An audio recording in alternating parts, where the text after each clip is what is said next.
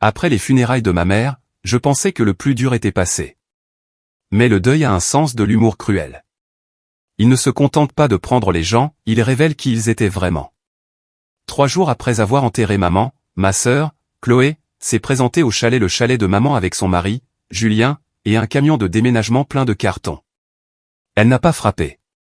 Elle n'a même pas demandé. Elle a juste souri et dit « Maman ne voudrait pas que la maison reste vide, n'est-ce pas ?» Je suis resté là, sur le porche, le testament encore plié dans ma poche, mon nom clairement imprimé comme unique héritière. La maison que maman avait construite de ses mains, maintenant envahie par la cupidité enveloppée de liens familiaux. Je n'ai pas discuté. Je n'ai pas crié. Je les ai juste regardés rentrer leurs affaires et j'ai commencé tranquillement à planifier la surprise qui leur ferait regretter d'avoir un jour franchi le seuil de ma porte. Maman disait toujours que les bois savaient quand on mentait. C'est peut-être pour ça qu'elle aimait tant cet endroit, parce qu'ici, rien de faux ne durait jamais. Le chalet se trouvait sur 3 hectares de forêt de pins en pente, non loin du lac où elle nous emmenait pêcher. Ce n'était pas grandiose, mais c'était honnête. Des murs en cèdre, un porche qui gémissait comme un vieil ami, et l'odeur de sève qui s'accrochait à tout. Elle en avait construit la plus grande partie avec papa avant qu'il ne décède. Chaque poutre, chaque clou avait un souvenir. Quand l'avocat a lu son testament, mes mains tremblaient alors qu'il prononçait mon nom. À ma plus jeune fille, Camille Dubois, je lègue le chalet de Val-des-Sources et les terres environnantes. Les yeux de Chloé se sont tournés vers moi, grands et perçants. Elle n'a pas souri. Julien a marmonné quelque chose dans sa barbe, quelque chose à propos de l'équité, mais je n'ai pas répondu. Maman avait fait son choix, et il n'était pas sujet à débat. Cette nuit-là, je suis monté seul au chalet. La route serpentait comme un point d'interrogation à travers les arbres. Quand je me suis garé, le silence m'a d'abord accueilli, lourd mais réconfortant. À l'intérieur, l'air sentait encore sa lavande et sa fumée de bois. Son panier à tricoter était à côté du fauteuil, une demi-écharpe encore suspendue aux aiguilles. Je me suis enfoncé dans ce fauteuil et j'ai fermé les yeux. Ce n'était pas encore la paix, mais c'était proche. Le lendemain matin, j'ai fait du café comme le faisait maman fort, sans sucre et je suis sorti pieds nus. La rosée a mouillé mes orteils. Le monde était silencieux, à l'exception du ruisseau qui gargouillait à proximité. J'ai pensé que peut-être, enfin, je pourrais commencer à guérir. Puis mon téléphone a vibré. Chloé. Salut, Camille. Julien et moi avons réfléchi. Nous devrions nous occuper du chalet pendant un moment. Tu es encore en deuil. Ça t'aidera d'avoir de la famille autour. J'ai fixé l'écran. Mon pouls battait dans ma gorge. S'occuper de ça, comme si c'était un chien errant. Pas mon héritage. Ce n'est pas nécessaire, ai-je tapé en retour. Je suis déjà là. Sa réponse est venue rapidement. Parfait. Nous serons là samedi alors. J'ai hâte. Pas de point d'interrogation. Pas d'hésitation. Juste, nous serons là. Le café a refroidi dans ma main. J'ai posé la tasse sur la rampe du porche, regardant la forêt qui avait été la fierté et la joie de ma mère. Elle m'avait fait confiance pour la protéger, et je le ferai. Mais pour l'instant, je n'ai rien dit. Laissez-les venir. Les bois se souviennent de ce qui leur appartient et de ce qui ne leur appartient pas. Samedi est arrivé enveloppé de nuages gris et d'une odeur de pluie. J'avais espéré que peut-être le temps les tiendrait à l'écart. Peut-être que Chloé déciderait qu'un long trajet dans la forêt n'en valait pas la peine. Mais vers midi, le crissement des pneus sur le gravier a brisé le calme. Leur VUS a remonté l'allée comme s'il était propriétaire des lieux. Julien a klaxonné 2 fois avant de couper le moteur. La portière a claqué, et Chloé est sortie, portant l'écharpe de maman Celle, bleue délavée, qu'elle portait les matins froids. « Peux-tu croire que ça fait si longtemps ?» dit Chloé d'un ton enjoué, sa voix tranchant l'air immobile. Le chalet a l'air plus petit que dans mon souvenir, Julien s'est étiré, a jeté un coup d'œil autour de lui et a poussé un léger sifflement. Il aurait besoin de quelques rénovations. Peut-être une nouvelle terrasse, une nouvelle peinture. Tu serais surprise de voir à quel prix cette propriété pourrait se vendre. Vendre ? Le mot a tordu quelque chose dans mes entrailles. Je ne prévois pas de le vendre, ai-je dit sèchement. Il a souri. Pas encore. Ils sont passés devant moi en me bousculant, traînant des boîtes sur le porche. Chloé a fait un geste de la main dédaigneux. Ne sois pas si tendu, Camille. Nous allons juste rester un petit moment. Gardez l'endroit au chaud. Tu ne peux pas être ici toute seule. Maman n'aimerait pas ça. Elle n'aimerait pas non plus que des gens s'installent dans sa maison sans demander. Chloé s'est arrêtée net, a regardé par-dessus son épaule et a souri de ce sourire crispé et condescendant qu'elle avait perfectionné depuis l'enfance. Tu as toujours été territorial. Ce n'est qu'une maison. Non, ce n'était pas le cas. C'était le dernier morceau de maman qu'il me restait.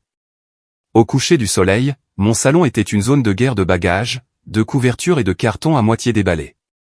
Julien s'était déjà approprié le fauteuil inclinable de papa, ses bottes posées sur la table basse.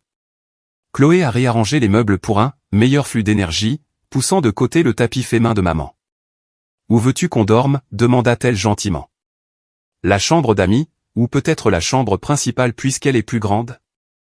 Je n'ai pas répondu. Je suis juste allé à la cuisine, me suis versé un autre café et j'ai regardé par la fenêtre alors que la pluie commençait à tomber. Derrière moi, leur rire remplissait la pièce. Le son semblait déplacé, comme du bruit dans une église. Plus tard dans la nuit, quand ils sont finalement allés se coucher, je me suis glissé dehors sur le porche. La pluie avait cessé, laissant la forêt dégoulinante et argentée. L'air était froid, vif, vivant. Le carillon de maman tintait faiblement sous les avant-toits, la même mélodie qu'elle avait aimée. Cela me rappelait sa voix, douce mais avertie. Je suis resté là longtemps, écoutant le bruit de ma sœur qui ronflait dans la chambre de ma mère, et je me suis fait une promesse. Ils voulaient prendre ce qui n'était pas à eux. Très bien, qu'ils le fassent. Parce que quand j'en aurais fini, ils ne voudraient plus jamais revenir ici. Le lendemain matin, Chloé m'a réveillé en faisant claquer des casseroles dans la cuisine comme si c'était sa propre maison. Camille, où est la cannelle? Julien aime le pain perdu. Julien aime beaucoup de choses, ai-je pensé, surtout des choses qui appartiennent à d'autres. J'ai enfilé un pull et je suis entré. Elle avait déjà pillé l'armoire à épices de maman, sa boîte à bijoux ouverte sur le comptoir comme décoration. Tu ne devrais pas toucher à ça, ai-je dit doucement. Chloé a agité la main. Détends-toi. Ce ne sont que des choses. Maman s'en ficherait. Mais elle s'en soucierait. Maman tenait à tout dans ce chalet. Chaque cuillère, chaque tasse ébréchée racontait une histoire. Chloé ne voyait pas l'histoire. Elle voyait des possessions. J'ai souri crispement. Tu as raison. Maman ne voudrait pas qu'on se batte. Julien a levé les yeux de son assiette, une trace de sirop sur le menton. Voilà l'esprit. Nous sommes une famille. Faisons en sorte que ça marche. Son téléphone a vibré. J'ai aperçu un texto avant qu'il ne le retourne. Des nouvelles pour l'annonce? Mon estomac s'est noué. Annonce comme dans l'immobilier? Il ne faisait pas que squatter. Il prévoyait de le vendre. Cet après-midi-là, quand ils sont allés en ville pour faire des courses, j'ai ouvert l'ordinateur portable de Chloé. L'écran s'est réveillé sur un brouillon d'annonce immobilière. Chalet de 2 chambres au bord du lac. Potentiel pour une escapade familiale ou une opportunité Airbnb. Elle avait même téléchargé des photos celles qu'elle avait prises ce matin-là sans que je le remarque. Mes mains se sont serrées. Puis, lentement, j'ai expiré. Maman disait, on ne peut pas raisonner la cupidité. On la déjoue. Je savais exactement quoi faire. D'abord, j'ai appelé la gendarmerie. Une voix calme et amicale a répondu, gendarme Fournier. Bonjour, je suis Camille Dubois. Je vis près de Val-des-Sources, et j'ai remarqué une activité d'ours. Je veux m'assurer que la propriété est sécurisée. Il m'a parlé de détecteurs de mouvement, de caméras de surveillance et de dissuasion sonore. Ne vous inquiétez pas, dit-il. Les ours ne vous dérangeront pas si vous gardez les choses bien fermées. Oh, j'ai bien l'intention de le faire, ai-je dit. En ville, j'ai acheté tout ce dont j'avais besoin, 2 caméras à détecteur de mouvement, des carillons faits de vieilles boîtes de conserve, une bombe de spray anti-ours industriel et quelques paquets d'odeurs de viande en poudre utilisés pour la photographie animalière. Quand je suis revenu, Chloé et Julien étaient de nouveau partis, peut-être en train de chercher des acheteurs. Parfait. J'ai passé les 2 heures suivantes à tout installer, les caméras pointées vers l'allée et le porche, des boîtes de conserve en métal enfilées dans les arbres qui cliqueteraient à la moindre brise. Des sachets odorants étaient suspendus loin de la maison, juste assez pour attirer la faune curieuse près de la lisière de la forêt, pas vers le chalet. Au coucher du soleil, l'air sentait légèrement le pin et quelque chose de sauvage en dessous. À l'intérieur, je me suis lavé les mains en fredonnant la même berceuse que maman chantait quand elle travaillait tard. Laissons Chloé penser que j'étais silencieuse. Laissons Julien penser que j'étais faible. Il découvrirait bien assez tôt que j'étais la fille de ma mère. Et maman protégeait toujours ce qui était à elle. La première nuit après avoir posé les pièges, les bois ont changé. L'air semblait plus lourd, plus épais, comme si les arbres eux-mêmes retenaient leur souffle. Ça a commencé vers minuit. Un cliquetis métallique a résonné à l'extérieur, suivi du faible gémissement du vent glissant à travers les pins. Julien a marmonné quelque chose, s'est retourné et s'est rendormi. Mais Chloé l'a entendu aussi. Camille, appelait-elle depuis le couloir. Tu as entendu ça? J'ai fait semblant de me réveiller. Probablement le vent. Retourne te coucher. Un autre cliquetis. Puis un bruit de grattement près de la remise. J'ai souri dans le noir. La première caméra venait de s'activer. Les pas de Chloé ont craqué dans le couloir. Julien, lève-toi. Il y a quelque chose dehors. Il a grogné. Pour l'amour de Dieu, Chlo, c'est un raton laveur. Alors va vérifier. Leur voix s'en mêlait de panique. Julien est finalement sorti en tapant des pieds, attrapant une lampe de poche. Je me suis tenu à la fenêtre, faisant semblant d'être inquiète. Le faisceau a percé le brouillard et a atterri sur une paire d'yeux brillants. Julien s'est figé. Bon sang. La lampe de poche est tombée. Un grognement profond a grondé depuis les bois. Le bruit d'un animal, proche mais invisible. Julien est retourné en courant vers la porte. Il y a quelque chose dehors. J'ai haussé un sourcil. Je t'avais dit qu'on aurait dû garder les poubelles fermées. Chloé a agrippé sa robe de chambre. On appelle le contrôle des animaux. Bien sûr, ai-je dit en sirotant mon thé. Dites-leur simplement que vous vous êtes installé au pays des ours sans permission. Sa bouche s'est ouverte, mais aucun son n'en est sorti. Le lendemain matin, la forêt était de nouveau calme, comme si rien ne s'était passé.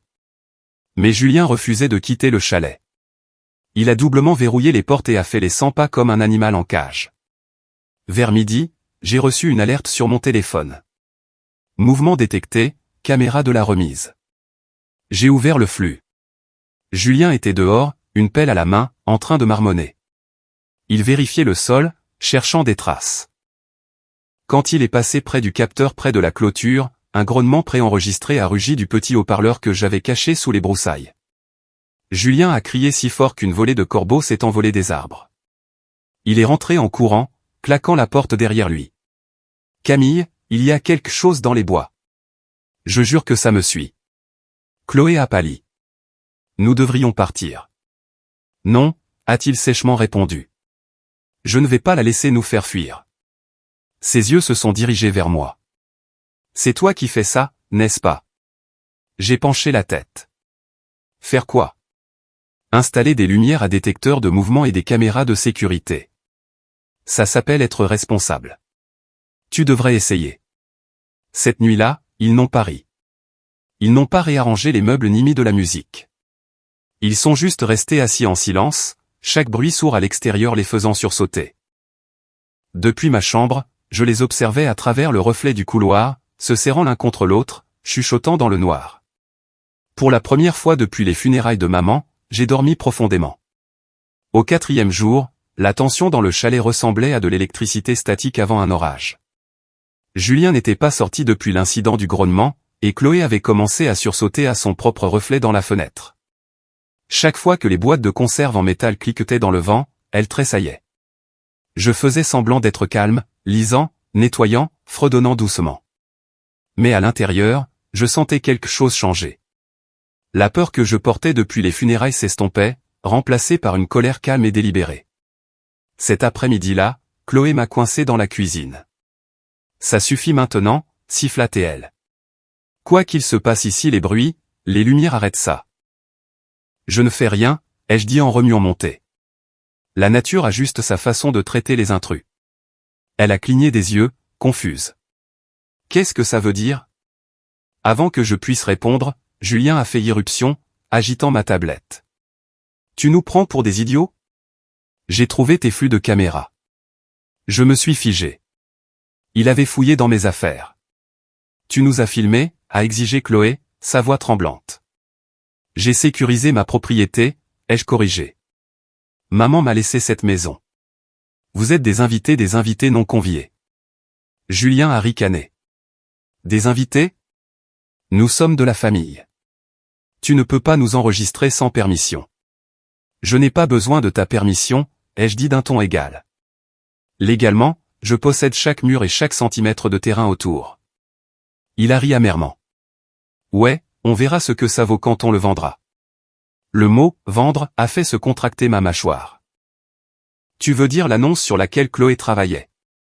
Leurs visages sont devenus blancs. J'ai vu le brouillon, ai-je continué. Belle photo. Excellent texte marketing. Dommage que ce soit pour une propriété qui n'est pas à vous de vendre. La lèvre de Chloé a tremblé. Tu as fouillé mon ordinateur portable. Oh, je suis désolé, ai-je dit doucement. Est-ce que j'ai envahi votre vie privée?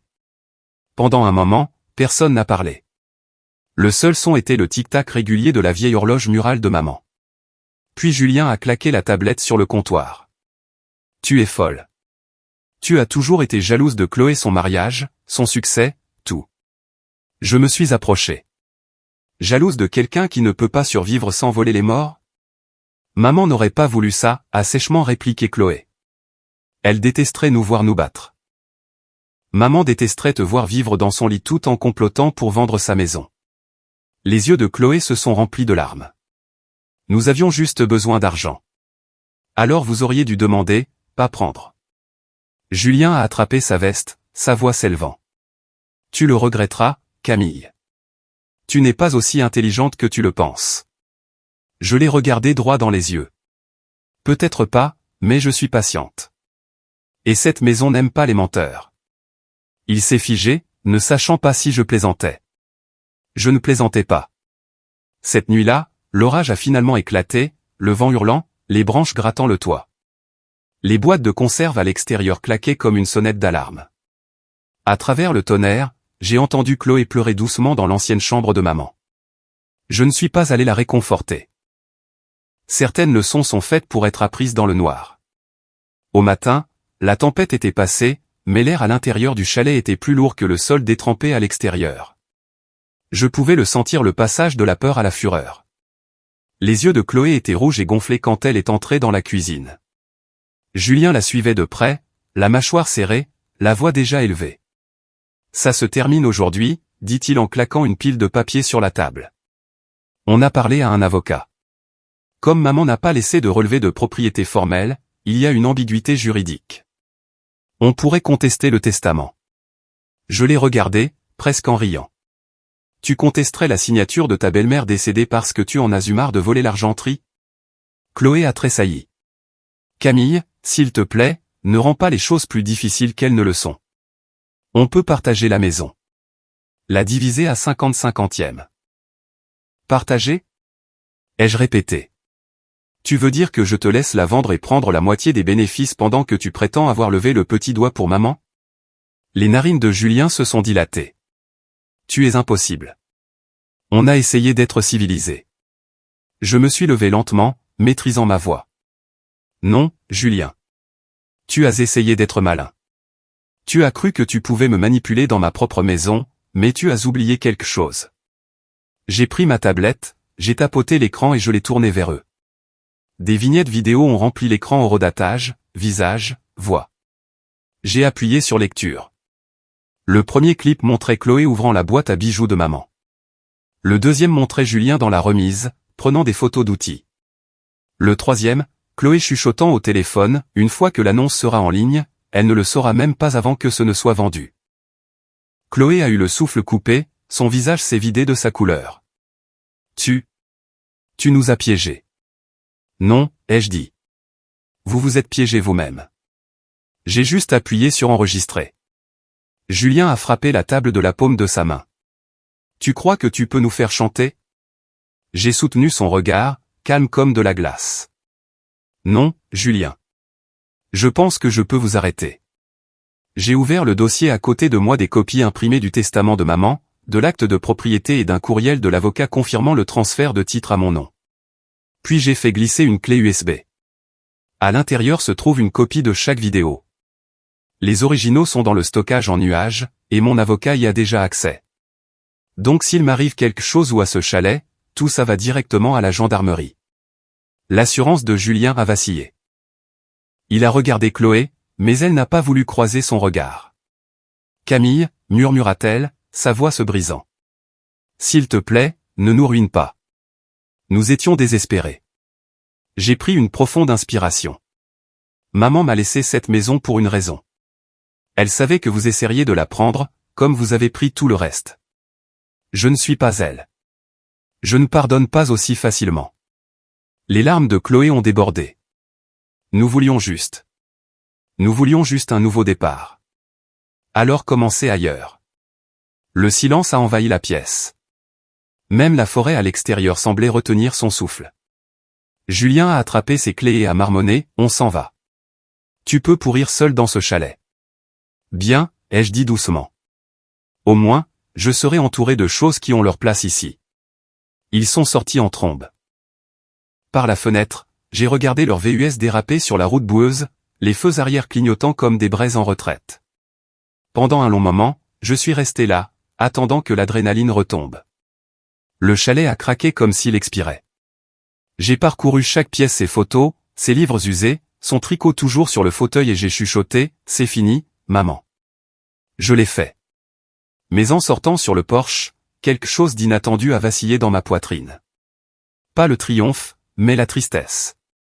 Les larmes de Chloé, la colère de Julien, les fils brisés d'une famille qui se dénoue pour de bon. La forêt était de nouveau silencieuse, mais je pouvais presque entendre la voix de maman dans le vent. Tu as fait ce que tu devais faire, Camille. Mais la paix a toujours un prix. J'ai regardé les pins sombres, le monde enfin immobile, et j'ai répondu à voix basse, je sais, maman. Je sais. Puis j'ai fermé la porte et je l'ai verrouillée.